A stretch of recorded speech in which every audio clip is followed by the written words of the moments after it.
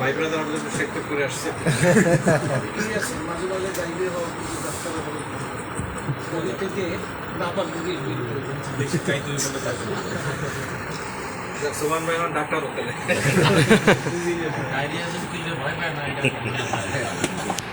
সম্মানিত নেতৃবৃন্দ, আপনার সবাই সবাইকে চেনেন, আমি আর বিশ্লেষণ দিয়ে বিশেষায়িত করতে চাচ্ছি না।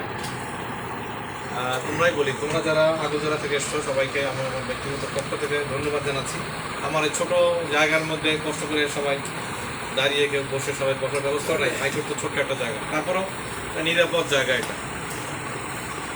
আমি সবাইকে ধন্যবাদ জানাই। আমাদের আম্পায়ার কামরুজ্জামান দুলাল, আমার আম্পায়ার বললাম এই কারণে যে আমাদের তিনজনের কোনো ভুল ত্রুটি হইলে দুলাল তো বললই যে সে ধরিয়ে দেবে অথবা সে সংশোধন করে দেবে। ম্যাক্সিমাম কথা কিন্তু দুলাল বলে ফেলেছে। ওই একটি নাম তোমরা বারবার বলো, ওই আমি সেই নামটি উচ্চারণ করতে চাই না। এখানে হলো আমাদের সংগ্রাম হলো বেঈমান এবং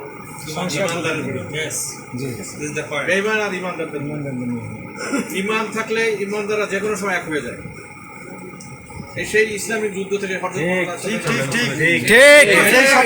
ইমানদার এবং বেঈমানদের সংগ্রাম, ইহুদি মুসলমান ইসলাম ধর্ম এগুলি আসছে। আমাদের এখানে এখানে যারা উপস্থিত হয়েছে, আরো যারা বললে তো অনেকেই আসতো, সব ইমানদারাই আসতো, বেঈমানটা কিন্তু আর এর মধ্যে ধরে নাও যদি একজন বেঈমানও থাকে তার কিন্তু প্রেশার বেড়ে যাচ্ছে, এই অস্থিরতা থাকে। তো ওই বেঈমানদের প্রসঙ্গ আমরা নাই। যে বেঈমান আমি মনে করি বর্তমান প্রেক্ষাপটে আওয়ামী লীগের চেয়ে বেঈমান আরো খারাপ। ঠিক, আওয়ামী লীগকে চিহ্নিত করা যায়, এই লোকটা জয় বাংলা স্লোগান দেয়, একে চিহ্নিত করা যায়। কিন্তু যারা বেঈমান দলের মধ্যে থেকে বেঈমানি করে তাদেরকে চিহ্নিত করাটা মুশকিল হয়ে যায়। ঠিক আছে, এই বেঈমানটা কিন্তু একবার বলেছে খালেদা জিয়ার সাথে দল পুলিশের ভাবতে লজ্জা লাগে বা ঘৃণা হয়। আবার আজকে যিনি জেলার সেক্রেটারি হয়েছে, আমার নিজের মনে আছে, আমি নিজে পড়েছি, মান্নান ভূঁইয়ার মৃত্যুর পরে ফেসবুকে একটা স্ট্যাটাস দিয়েছিল যে খালেদা জিয়াকে আল্লাহ কোনোদিন ক্ষমা করবে না। বিভিন্ন ইকুয়েশনের কারণে অথবা বিভিন্ন কমিউনিকেশন গ্যাপের কারণে কেউ হয়তো একটা পথ পেতে পারে, কিন্তু মাঠে আমরা যদি ইমানদাররা এক থাকি কোনো বেঈমানের জায়গা কিন্তু হবে না। এবং বেঈমান যতবার পদেই পায়, একজন ইমানদার কর্মীর সামনে দাঁড়িয়ে কথা বলার মতো সৎ সাহস থাকে না। ওই বেঈমান ব্যক্তি সে গত বিএনপির আমল থেকে শুনি মন্ত্রী হচ্ছেন, এই হচ্ছেন, সেই হচ্ছেন, পায়দা পাঞ্জাবি করে বসে থাকেন, এই এখনই শপথ হবে, এখন পর্যন্ত কিন্তু সেই পরিস্থিতি দেখা যায় না। একটা দলের ভারপ্রাপ্ত চেয়ারম্যান আছে, তাদের বিভিন্ন কারণে বিভিন্ন প্রয়োজনে বিভিন্ন লোক দরকার হয়।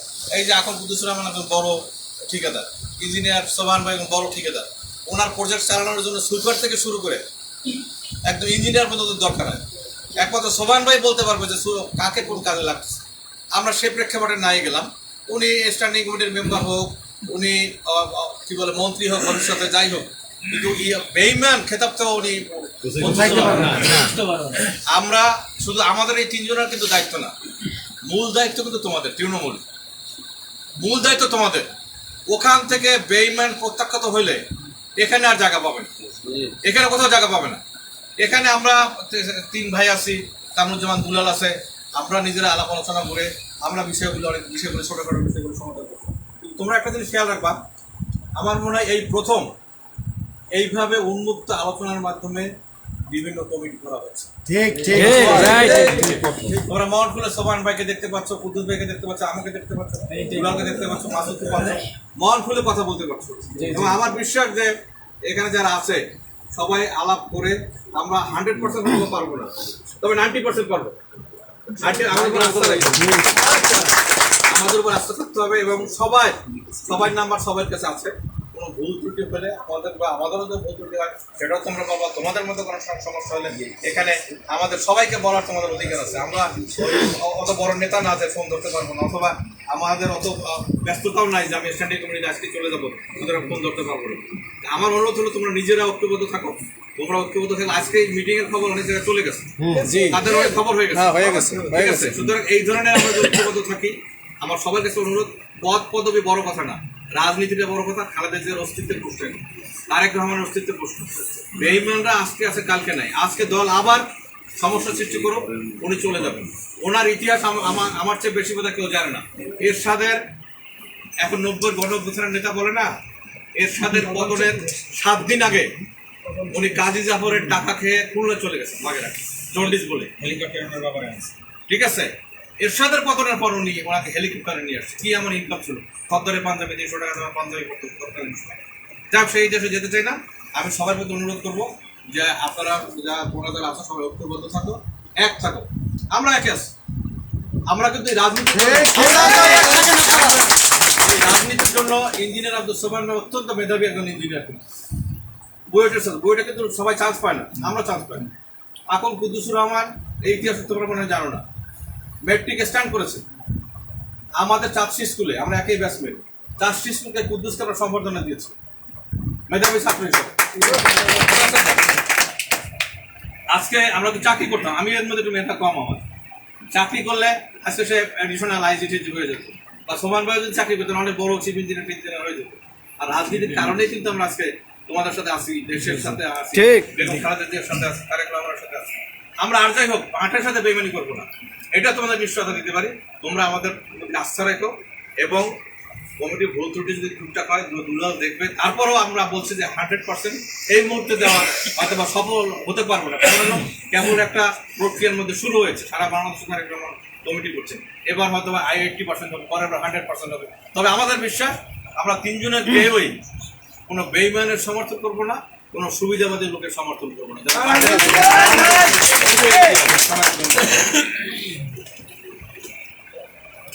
বিসমিল্লাহির রহমানির রহিম। আমাদের এখানে আমি এখন মনে হয় একটু বয়স্ক হয়ে গেছি, সবাই সিনিয়র হয়ে গেছি, তাই না? আমার ছোট ভাই আব্দুল কুদ্দুসুর রহমানের সব কিছু তোমরা জানো, প্রস্তুতি আমার আর এক ছোট ভাই কামরুল ইসলাম সজল, আর এক ছোট ভাই দুলাল। রাজনীতিতে কিন্তু সবাই ভাই, মামু ভাইটা এটা আমাদের ভাই। তারপরে এই আমার ভাতিজা, হ্যাঁ তোমরা তো চিনো। এখন ব্যাপার হচ্ছে তোমরা যে সবাই এলাকা থেকে এসেছো, এটার জন্য তোমাদেরকে আমি ধন্যবাদ জানাচ্ছি যে শীতের ভিতরে তোমরা কষ্ট করে এসেছো, এর জন্য আমি তোমাদের আবারও ধন্যবাদ জানাই। এবং এখানে তোমরা সবাই আসা একটা প্রতিষ্ঠিত হয়েছে যে তোমরা সবাই ঐক্যবদ্ধ, তোমরা সবাই ইমানদারের পক্ষে বেঈমানকে আর তোমরা চিন্তা করবো। আমাদের এই যে যুব দলের এখন যে আহ্বায়ক কমিটি হবে, আমাদের সবাই তোমরা এখানে অনেকেই যোগ্য আছো, হ্যাঁ ঠিক ওই রকমই আমাদের সেক্রেটারি বা আমরা যেটা বলি তারও পোস্ট কিন্তু একটা। তাহলে এখানে অনেক যোগ্য আছে, কিন্তু আমরা তো একের বেশি দিতে পারবো না, ইচ্ছা থাকলেও পারবো না। হ্যাঁ আমরা পারবো কোথায়, ওই যে যুগ্ম আহ্বায়কের অনেকগুলো পোস্ট আছে, সেগুলোতে আমরা দিতে পারবো। এই জন্য তোমাদের ভিতরে ঐক্য থাকতে হবে। এখানে এখানে যেহেতু একটা পোস্ট, আর পোস্টেই কিন্তু বড় জিনিসটা, তোমাদের ঐক্যটাই সবচেয়ে বড়। এই ঐক্য দিয়েই তোমরা ঐক্য থাকলে আমরা ঐক্য, আমরা যদি উল্টা পুল্টা করি তোমরা চাপ দিয়ে আমাদের ধরিয়ে ঠিক করবা। হ্যাঁ আর এখানে তো আমাদের এম্পোরের দায়িত্ব নিয়েছেন একজন, তাকেও তোমাদের সুতরাং আমি আর কথা বাড়াবো না। তোমরা সবাই এসেছো, আবারও তোমাদের ধন্যবাদ জানাই যে তোমাদের ভিতরে ঐক্য থাকতে হবে।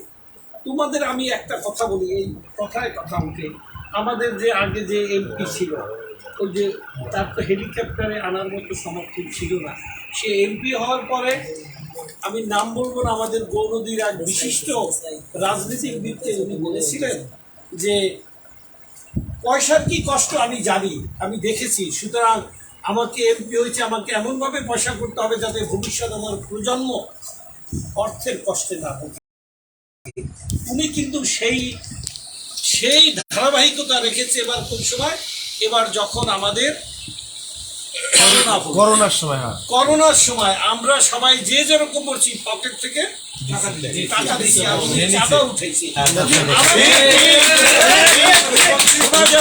20 লক্ষ টাকার মতো মিনিমাম টাকা উঠেছে, 1 পয়সা খরচ করে নাই। আমাদের এখন যে ভারপ্রাপ্ত সভাপতি কবির তালুকদারকে 2000 টাকা চেয়েছিল। ভাই আগে সর্বনাম তো মোহন খাইতো, আর নিজে আছে নিজে খাইছে। উনি কবির তালুকদারকে বলেছিল ভাই আপনার 2000 টাকা চাবেন, কিসের জন্য? পরে ও বলছে আপনি সবাই আপনি কি 500 টাকাও দিতে পারবেন না, এরকম নাকি চার্জ করেছে। সুতরাং ওনার এই অভ্যাস কিন্তু পরিবর্তন হয়নি। পরিবর্তন নাই। সুতরাং তোমরা সাবধান থাকো, আর দলের ভিতর ঐক্য তোমরা অটুট রাখো। হ্যাঁ, আমরা চেষ্টা করব একজন তোমাদের ভিতর থেকেই তোমাদের বন্ধুদেরকে আমরা উপযুক্ত জায়গায় দিতে। তবে যে আমরা যে 100% করতে পারবো এটা সম্ভব না, তবে আমাদের নেতৃত্বের উপর আমাদের এই 3 জনের নেতৃত্ব আস্থা রেখো। সবাইকে ধন্যবাদ জানিয়ে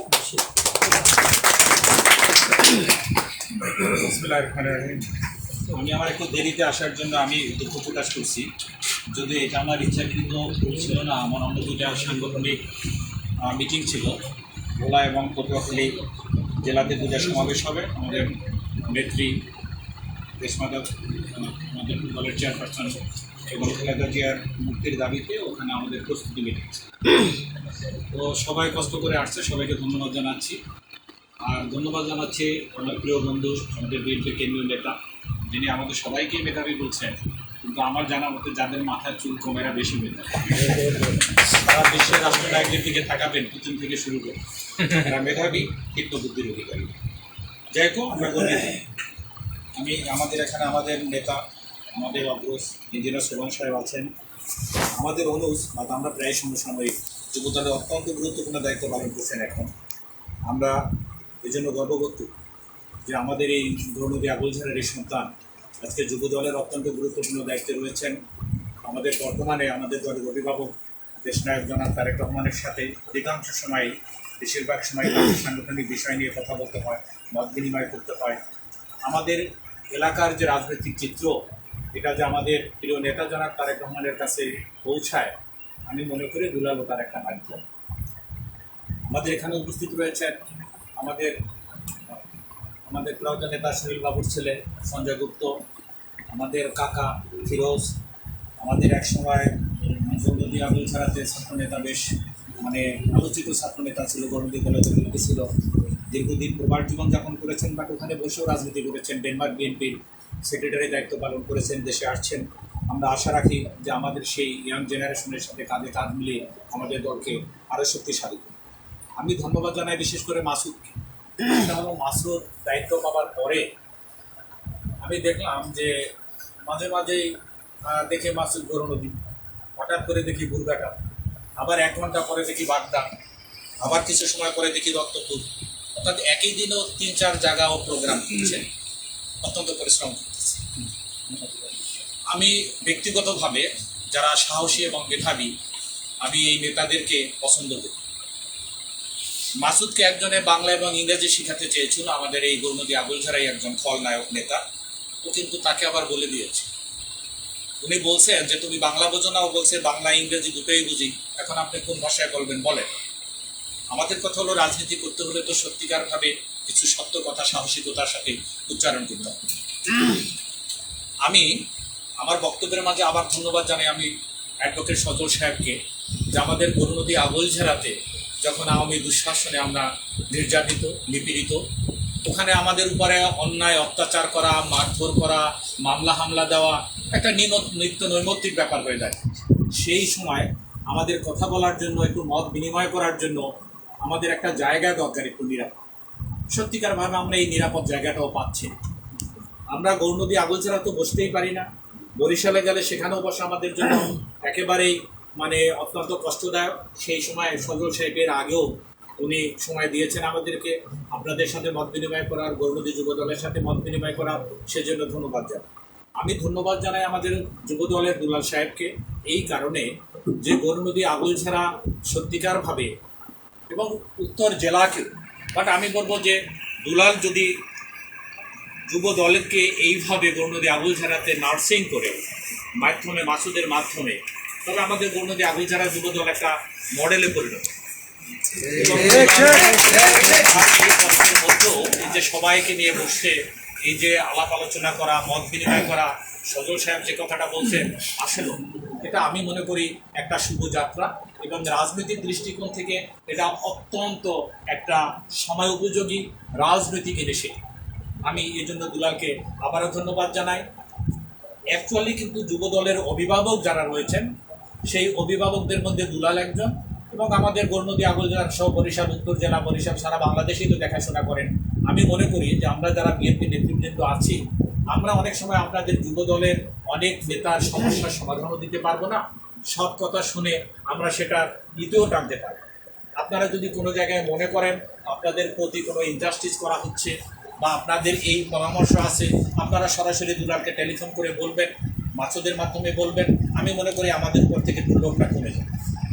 পাশাপাশি আমি বলবো যে শেষে বক্তব্য দেওয়ার একটা সুবিধা আছে এই যে আগের বক্তারা যদি অত্যন্ত সুবক্তা এবং ট্যালেন্ট হন, তাহলে কিন্তু কথা অনেকটা কমে যাবে।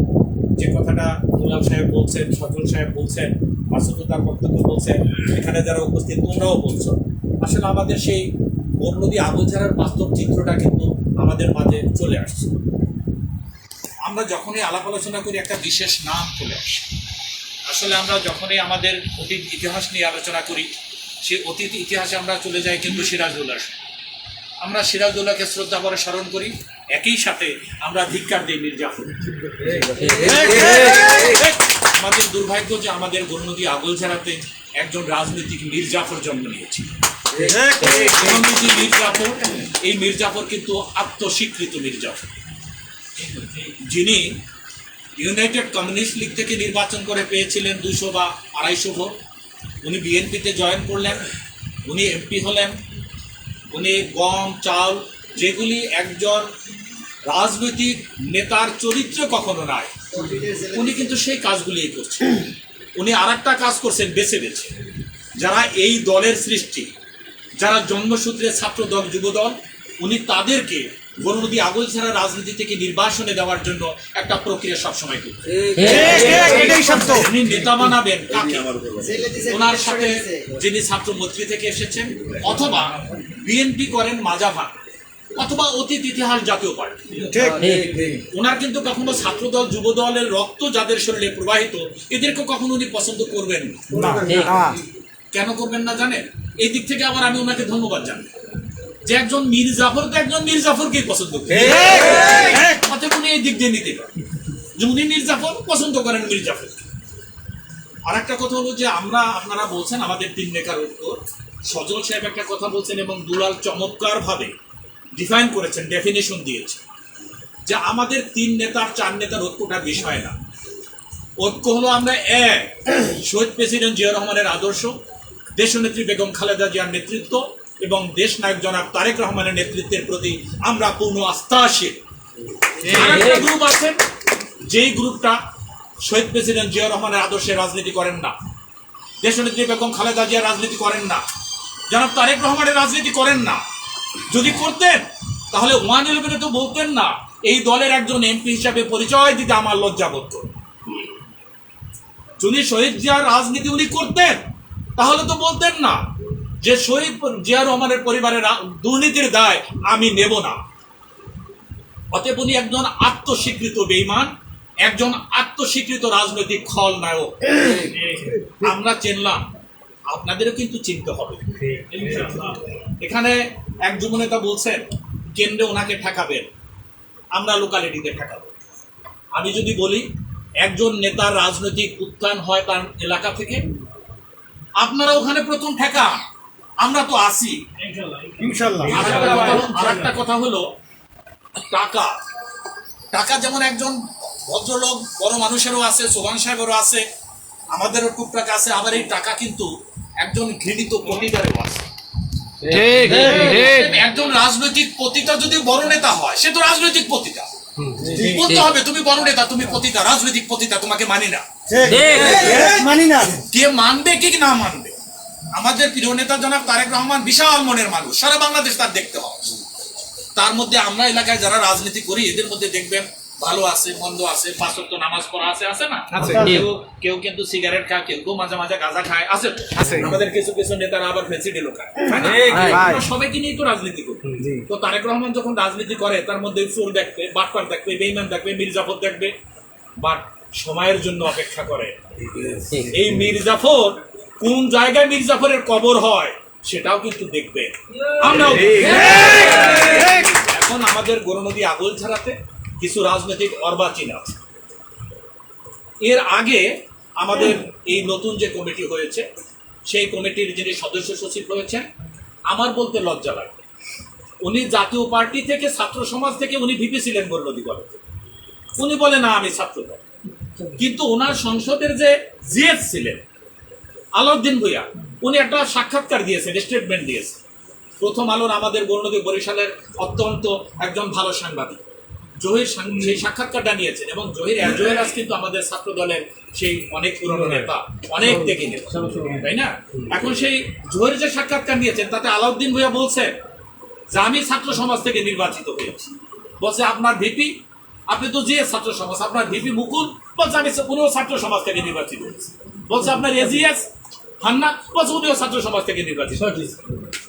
এই কথাটা তো আর আমাদের না। আবার দেখেন ওই নির্বাচন পরিচালনা করার জন্য যে শিক্ষক দায়িত্বে ছিলেন, একজন শিক্ষক কিন্তু সহজে মিথ্যে কথা বলেন না। আমি ওনার অবয়ব দেখলাম, অনেক বড় দাড়ি, অনেক বয়স্ক লোক, তারও সাক্ষাৎকার নিয়েছেন জরুরি। উনিও বলছেন ওটা জাতীয় ছাত্র সমাজের প্যানেল।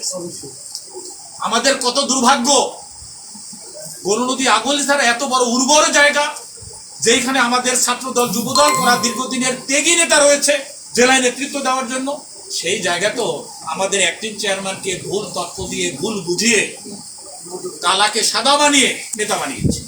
কিন্তু আমি মনে করি এটা বেশি দিন টেকার না। আপনারা তামার উপরে স্বর্ণের প্রলাপ দিতে পারেন, কিন্তু ইমিটেশন কিন্তু ইমিটেশনেই, মূল্য কিন্তু এক হবে না। আপনি আজকে যান একজন ভিক্ষুককে ইমিটেশনের একটা গহনা দান, ছুঁড়ে ফেলেন। আমাদেরকেও ওই নেতাদেরকে রাজনৈতিক ভাবে ছুঁড়ে ফেলতে হবে, সেই জন্য আপনাদের থেকে ঐক্যবদ্ধ থাকতে হবে। আর একটা কথা বলি, যেই জায়গাতে রাজনৈতিক ভাষা ওই জায়গাতে রাজনৈতিক ভাষা ব্যবহার করুন। কেউ যদি আপনাদের সাথে অরাজনৈতিক ভাষা ব্যবহার করে, আপনারও অরাজনৈতিক ভাষা ব্যবহার করবে। সেই ক্ষেত্রে আমি সোভান সাহেব, সজল সাহেব, দুলাল সাহেব, আমরা কিন্তু ঐক্যবদ্ধ আছি। কিছু জায়গায় আপনাদের স্পিড কিন্তু আমি কম দেখি, আপনাদের এই স্পিডটা দয়া করে বাড়াতে হবে। এখন কিন্তু স্যাটেলাইটের যুগ। আমি ব্যক্তিগতভাবে একজনকে খুব পছন্দ করি, সজল সাহেব পছন্দ করে, সোভান সাহেব পছন্দ করে, কিন্তু তারপরে দেখবেন নেতা বানানো যাবে না। কেন বানানো যাবে না জানেন? আজকে যে কোনো এক ছাত্রদল নেতা দাঁড়িয়ে বলবেন ও তো অ্যাক্টিভ, ও তো দুই দিকে পা রাখে, ও তো বেঈমানদের দলও আছে, ইমানদারদের দলও আছে। আপনারা দয়া করে এটা করবেন না। আপনারা যদি বলেন আমরা ইমানদারদের পক্ষে, আপনারা কণ্ঠ উচ্চারণ করে বলতে পারবেন ইমানদারদের পক্ষে, আমরা বেঈমানদের ঘৃণা করি। এখন থেকে গৌরনদী আগলঝাড়াতে বিএনপির মধ্যে দুটো গ্রুপ, বলতে আমার কষ্ট লাগে, তারপরে বলি, একটা হলো বেঈমানদের, একটা হলো ইমানদার। অতীত ইতিহাস বলে আখেরাত পর্যন্ত ইনশাআল্লাহ ইমানদাররাই জয়ী হবে, ইমানদাররাই পুরস্কৃত হবে। তবে ইমানদারকে মাঝে মাঝে আল্লাহ ইমান মজবুত করার জন্য কিন্তু কষ্ট হবে, আমাদের এই কষ্টটা সহ্য করতে হবে, এটা সময়। আসি পরের পর্যায়ে। দুলাল সাহেব কে যেন বললেন, যখন কমিটি হয় তখন সবাই আসে।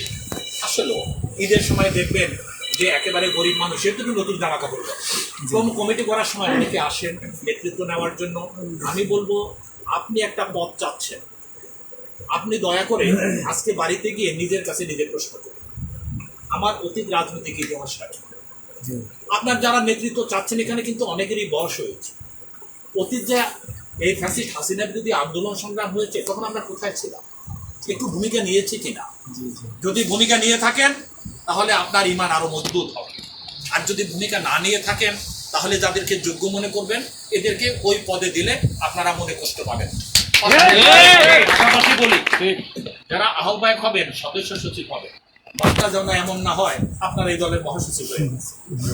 এই হাঁটা চলার ভাবটা যেন এইরকম না মনে হয় আপনাদের পাশায় খুব চর্বি হয়ে গেছে। আপনি আহ্বায়ক হয়েছেন ঠিক আছে, বাট অনেক লোক আছে যে আহ্বায়ক হয়নি, সদস্য। স্মরণ রাখবেন আপনার চেয়ে কিন্তু তাদের ত্যাগ কম। অতএব এখন থেকে রাজনীতিতে একটা কৃষ্টি কালচার চালু করুন, সেটা হলো আহ্বায়ক, সদস্য সচিব, যুগ্ম আহ্বায়ক, সদস্য সবাইকে সম্মানের দৃষ্টিতে দেখবেন। মনে করবেন এরা আমার সহযোগী, কোন সময় কিন্তু এদেরকে করে দেখা যাবে। সবাই কষ্ট করে আসছেন, ভবিষ্যতে আবার আমাদের দেখা হবে। এখানে জেলা যুব দলের মাসুদ আছে, বর্তমানে রাজনীতিতে অনেকগুলি প্রক্রিয়া অবলম্বন করতে হয়। আগে এটা ছিল না। দেখেন এখন আপনারা ফর্ম ফিল আপ করছেন, এই ফর্ম ফিল আপ দেখে এগুলি স্কুলিং করবে, তারপর আবার এগুলি বিভাগীয় টিমের কাছে দিবে, বিভাগীয় টিমের কাছে দিলে আবার যে বেইমানদের গ্রুপ আছে সেই বেইমানদের গ্রুপ উনি আবার এখানে ধাক্কাধাক্কি করবেন। আপনার একটি শক্ত থাকে, আমরা ঢাকাতে কিভাবে প্রতিরোধ করবো সেই সিদ্ধান্ত আমরা নিতেছি। তবে আপনারা যদি ওখানে একটু ভালোভাবে প্রতিরোধ করেন, আজকে থেকে সিদ্ধান্ত নেন না এখান থেকে যে বেইমানরে আপনারা মুখে মুখে বলেন কেন বেইমান পথ পাইছে, বেইমান পথ পাইছে আগুলঝরা থেকে ঘাট ধরে বের করে দেন। অনেকে আর যার নামটা এত সময় উচ্চারণ করলেন, এই ভদ্রলোক গরুনদী আগুলঝরাতে তো পুরস্কৃত কম হয় না 111-এর পর। ইচ্ছেবার তো আল্লাহর রহমতে খাইছে, আপনারা তো আগের থেকে এই প্রজন্মের মুক্তিযুদ্ধ আপনারা। আমরা দলকে মুক্ত করব, আমরা আওয়ামী লীগকে মুক্ত করব, তারপরে এই দেশে জনাব তারেক রহমানের নেতৃত্বে আমরা গণতন্ত্র বিনির্মাণ করব। সবাইকে ধন্যবাদ, আবার আগামীতে দেখা হবে। আপনারা এত কষ্ট করে আসছেন সেজন্য আপনাদেরকে কৃতজ্ঞতা জানাচ্ছি। এই যে আসছেন আন্তরিকতা বাড়ছে, আগামীতে আমরা চেষ্টা করব বরিশাল বা অন্য অঞ্চলে আমরা কথা বলার জন্য। আবার আমি সদর সাহেবকে ধন্যবাদ জানাই, উনি আমাদেরকে এই কথা বলার সুযোগ করে দিয়েছেন। আমি দুলাল সাহেবকে ধন্যবাদ জানাই যে গরুনদী আগুলঝরার যুব দলের যে প্রক্রিয়ার মধ্যে দিয়ে হচ্ছে, আমার মনে হয় আমি যদি আপনাদের মধ্যে থাকতাম, যুব দল করতাম, আমি পথ না পেলেও কষ্ট পেতাম।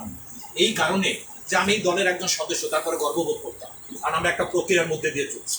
আজকে যিনি আহ্বায়ক, উনি ইচ্ছে করলে যদি আপনার বিরুদ্ধে অপরাধ করে, অন্যায় করে, আপনি কিন্তু দুলাল সাহেবকে ফোন করে বলতে পারবেন, ভাই আপনি আমাদের কেন্দ্রীয় নেতা, আপনি যুব দলের যুগ্ম সম্পাদক, আপনি দপ্তরের দায়িত্বে, দেখেন আমার উপর অন্যায় হচ্ছে। মাসুদরে বলতে পারবেন, মাসুদ অন্যায় করলে কিন্তু দুলালকেও বলতে পারেন। আর আমার জানা মতে দুলাল কিন্তু ওয়ান এক না, দুলাল দুই চোখ দিয়েই দেয়, সবাইকে একভাবেই দেয়। বুঝাতে পারছি আপনাদেরকে? তো সবাই ভালো থাকবেন, আগামীতে দেখা হবে। তবে ওই যেটা বললাম, ওই বেইমানদের গ্রুপ যদি নেতৃত্ব পায়, এলাকা ছাড়া করবেন আপনারা। আর ওই বেইমানদের নেতৃত্বে যিনি আছেন মির্জাফর, ওনাকে এখানে কিভাবে শাস্তা করতে হবে সেটা আমরা দেখব। আপনারা কি কিছু টের পান না? ইনশাআল্লাহ ভাই, উনি নিজেকে ভাবেন উনি জাতিসংঘের মহাসচিব। ঠিক, আমি দাম দিলাম না, তুমি পতিতা, তোমার যত টাকা থাকবে।